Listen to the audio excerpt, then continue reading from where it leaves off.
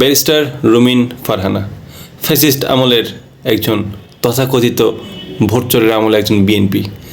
তিনি গতকাল বললেন যে গত 15 বছরে তিনি নিরাপত্তাহীনতায় ভোগেননি, কিন্তু তিনি এখন নিরাপত্তাহীনতায় খুবই ভুগতেছেন। এই জন্য তার খুব কষ্ট হচ্ছে।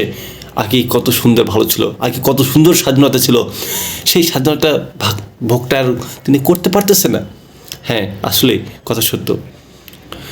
ফ্যাসিস্টের আমলে তিনি এমপি নির্বাচিত হয়েছিলেন, সেই সুযোগটা তিনি তার হাতছাড়া হয়ে গেছে। ফ্যাসিস্ট থাকলে তার সাথে বোঝাপড়া করে আবার নির্বাচিত হতে পারতেন, আবার নির্লজ্জ বেহায়ের মতো পাশা নাচে নাচে আবার সংসদ সদস্যের পদ দিন পারতেন। আবার হাসিনা বরাবর প্রিয় নেত্রী, আমাকে একটা প্লট দিন গুলশানে, আমার দরকার, প্রিয় প্রধানমন্ত্রী, প্রিয় বঙ্গবন্ধুর কন্যা। আহা, কত সুন্দর কথা এসব, আর তো বলা হবে না। মুখে মুখে প্রধানমন্ত্রী শেখ হাসিনা কত সমালোচনা, আর অন্তরে ঠিকই মুজিবের আদর্শ লালন। এই তো হচ্ছে আপনারা তো কখনো কষ্ট বুঝবেন না। আপনারা তো কখনো জেলে যাননি। আপনাদের তো কখনো ওই যে পা দুটো উপরে তুলে মাথা তো নিচে কখনো রাখেনি।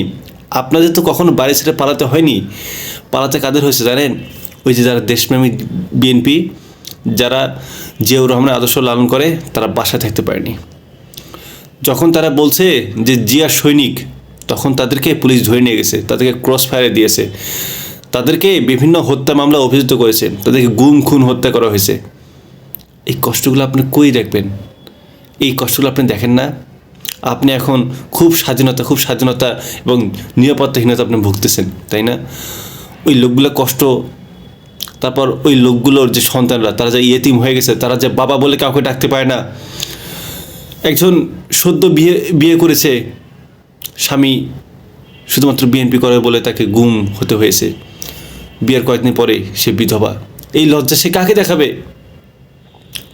বাবা মা তার সন্তানকে হারিয়েছে শুধুমাত্র বিএনপি করার জন্য। সন্তান তার বাবা মা মৃত্যুর পর তার বাবা কবর জিয়াদ করতে পারেনি, কবর দিতে পারেনি শুধুমাত্র বিএনপি করার জন্য। বিএনপি একজন কর্মী, তাকে যখন বাসায় না পেয়ে যখন তার বৃদ্ধ বাবাকে পিটিয়েছে, তখন সে যখন কান্না করতে করতে বলছিল যে একদিন এমন দিন আসবে যেদিন আওয়ামী লীগ করার জন্য সে পস্তাবে, জনগণ তার ধুলাই দেবে। এই কষ্টগুলো আপনি দেখবেন না শুধুমাত্র যেদিন ধানের শীষে ভোট দেওয়ার কারণে 4 সন্তানের জননীকে গণধর্ষিত হতে হয়েছে এই নোয়াখালীর সুবর্ণচরে, তার বিচার এখনো হয়নি।